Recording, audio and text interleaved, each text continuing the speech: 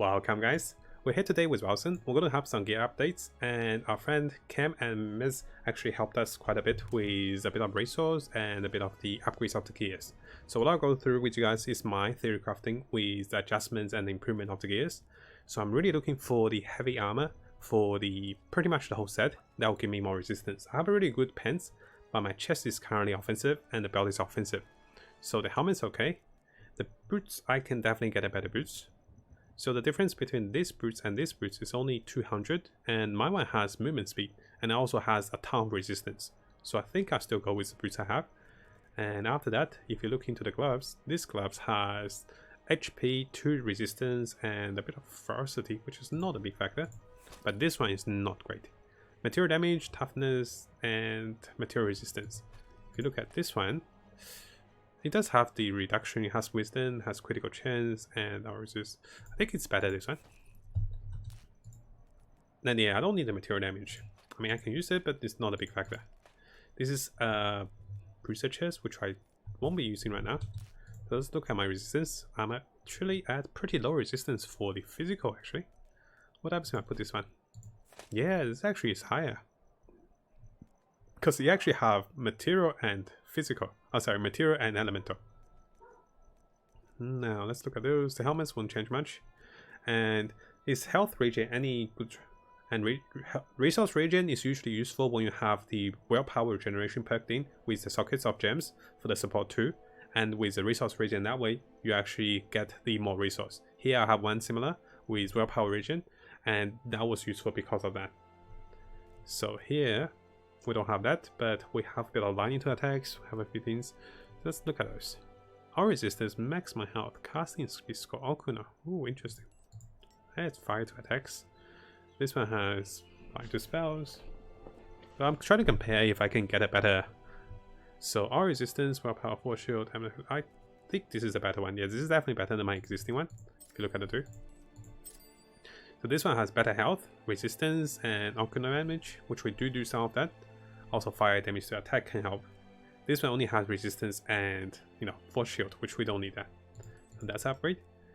For this one, elemental damage is not needed. Elemental resistance don't need that badly, so I don't think I need this. What I'm looking for is our resistance, maximum health, that damage to attacks, and anything else that's there.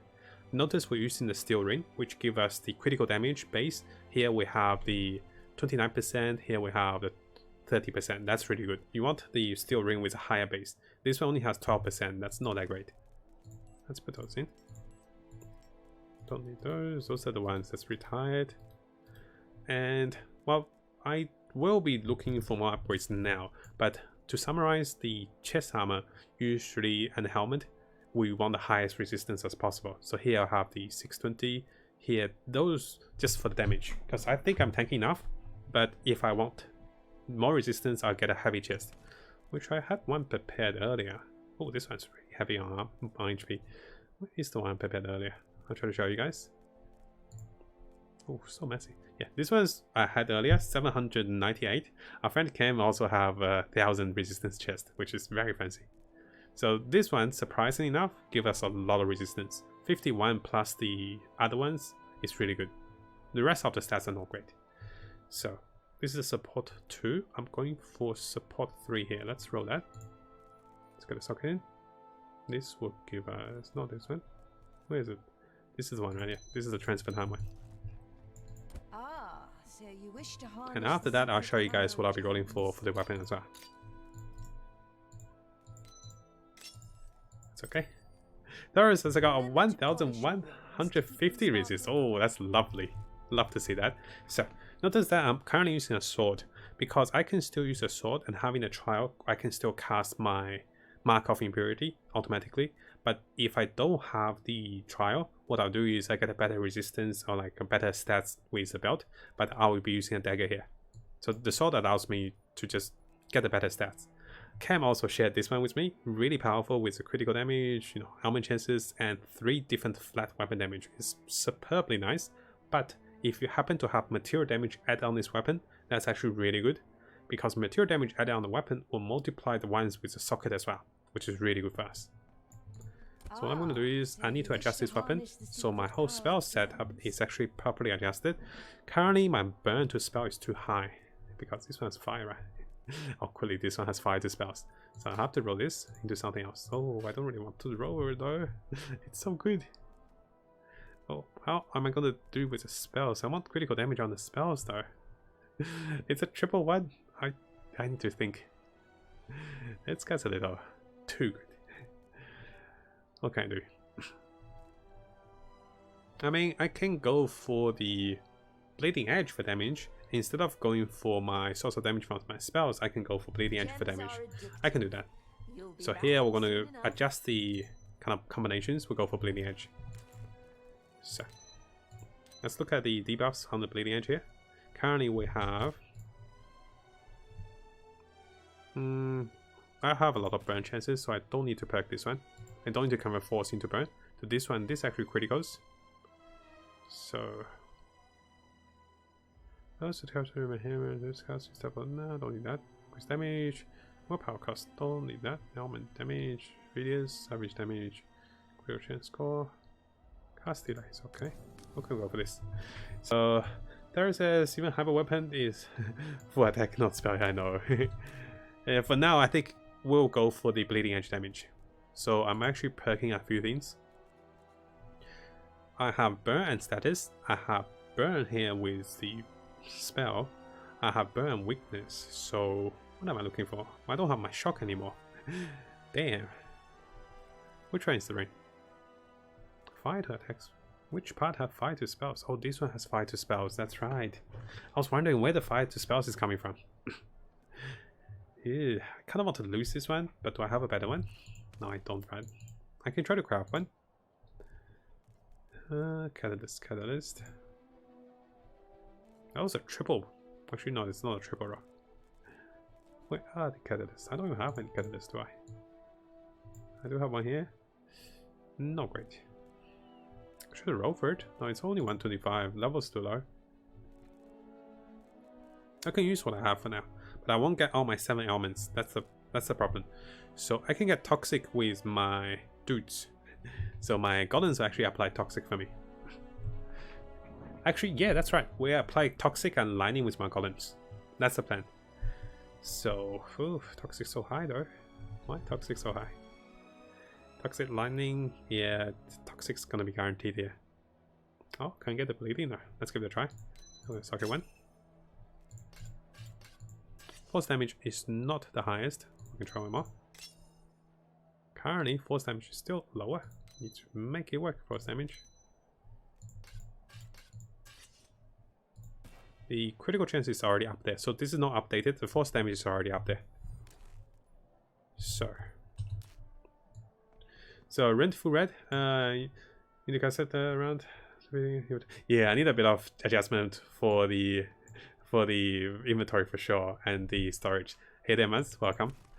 And lastly, this needs to be updated. So notice the critical chance is already up there. This shows this force damage is actually overwhelming the rest of them, and that's enough. Actually, is it enough? I wonder if it's enough. Let's go give it a try. So here we're going to test a few things. Contract. So, hey there, possible. No, I haven't quit Underlord. We just finished Underlord just then.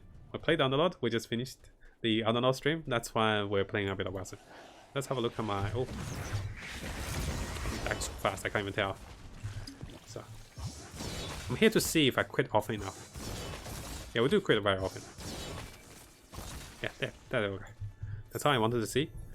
So that means I don't need the last socket for that. Oh, now it says burn. Low. Just give it as a forced. So you can set freeze for us. That's okay. Put this back in. Put those back in. My potions are all over the place. Now what I'm doing is I'll be adjusting for the golems. Chance to inflict elements. This is good. Got more threads, more threads. Let's look if we can get more HP. No, we can't get more HP. We'll get more threads. So next up, we want to buff up what we're lacking with elements. We can do burn. We can do status. Here we do freeze and lightning. No, that's not good. Freeze is for the critical chances. So this one has 75 crit, this one has 19, this one has 19. So the unfortunate one, excuse me. Unfortunately, my anomaly won't be critting as much simply because I can't get the freeze damage in very effectively. Later when I get a better ring, I can get the freeze damage in. Because I'm actually going for both physical and magical now. This one doesn't have to crit. So this is just here to debuff and make it a little tankier. Is there anything better? Nah. Regenerates force shield. Don't really need that, right?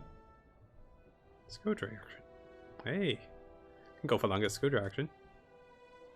Follow the player, our resistance, chance to inflict elements, reduce cooldown, skill duration. I can't get this perk though. Yeah, I can't get it unless I sacrifice a perk. I do want it to follow me. Actually, do I want it to follow me? I do, right? Yeah, follow me is good. Now, just go for the health regen. Won't do much, right? I might as well. You can get one crit with Force Gem for Bleeding Edge. Yes, Bleeding Edge already have the critical chances. So with the Force Gems, turns Bleeding Edge into critical. Notice that we have the freeze chance, and the freeze is actually overpowering the poison. So we won't apply the poison, we still apply the bleeding. How we're going to apply the poison is we're going to apply poison with the Liver Mortis. We're going to apply electric with Liver Mortis as well. Very interesting. So here we're going to turn this into an electric mage, and this will apply electric damage, and this allows we to inflict the electric debuff. We want that attack speed third, so you can debuff even further. So that's one. This is the lightning, this is the poison. So that's 2 elements. Status is 3, burn is 4, having weakness is 5, having bleeding is 6. Oh, I'm missing 1 element. What am I missing? Oh, that's right. Last element I have is from Mark with the curse. So we have all 7 elements we can apply. We can't apply freeze because we're turning that into damage. So we don't apply stun. So poison, yes, we have everything. Perfect. Now, last up, because we'll be, theory crafting a lot of things, this is my current skill tree, which I'll be adjusting. What I'll be doing is, I'll be losing the sacrifice of flesh, because what I don't like about it is it costs 1, 2, 3, 4, 5, 6, 7 points, and it doesn't give me that much in return. What I can do with that is, I can build for more survivability. I could perk out this one, which I'm still missing. I can perk out this one for more elements. I can perk out this one for the crit chances, so a lot of things I can perk. I'll be taking a snapshot here of my build, and I use this as a reference, so in case I forget what I have. So let's take a snapshot, save this, call it this way, and now we're going to reset our talents. So basically we just went through everything. The skills, we will quickly went through them. Those are the perks. I'll quickly show you guys. This one is the tank. This is the mage. Mage will die for sure. And that is my Bleeding Edge. Bleeding Edge currently have a lot of... Where are my Bleeding Edge critical chances? What? Oh, I perked it out. Now Bleeding Edge has less critical chances because I don't have the double elements. But you will have more critical chances. So I went for critical damage too. Don't think I need those two. This gives 10% critical damage, but that's all. I'll be perking for this one because I want my elements now. Go for those. So Plasma says, so if you can always reroll sockets for attack 2. Yes, that's what I thought about, but I think having triple sockets on attack 1 is actually pretty good. Just because I want to get the bleeding edge damage too. Is this worth it? Maybe. It's just under source of damage. I'll take it. Because I think I'm pretty durable. And for this one, do something interesting. This will be fun. How much spell shield do I have? Now I can take the attack damage. I don't need the secret damage. Hitting, received. Yeah, don't need those. So I'm actually adjusting my purpose tree now. This is really good. We'll definitely take those. One might take this point. It depends if I make it. I'll be taking this point for sure. And here, ooh, I can twist things around. Because I don't need those perks, I can actually start twisting things around. So, it will take me 1, 2, 3 points to get those, but I don't need that. Yep, so what I'll be doing is I'll twist the 1 step here. We can pack this one here. And then we can get what I want here. Perfect. block efficiency, physical damage. Ooh, this will be interesting. I'll resist. Yeah, I don't need to sacrifice other damages for the physical. I will be going for the disalign vessel, and since I'll be quitting, I might as well go for those. Not bad. So I'm not perking into this anymore. Notice the adjustment. 2% per rage not spent. No, get this one. Great damage. And of course we'll get the critical damage.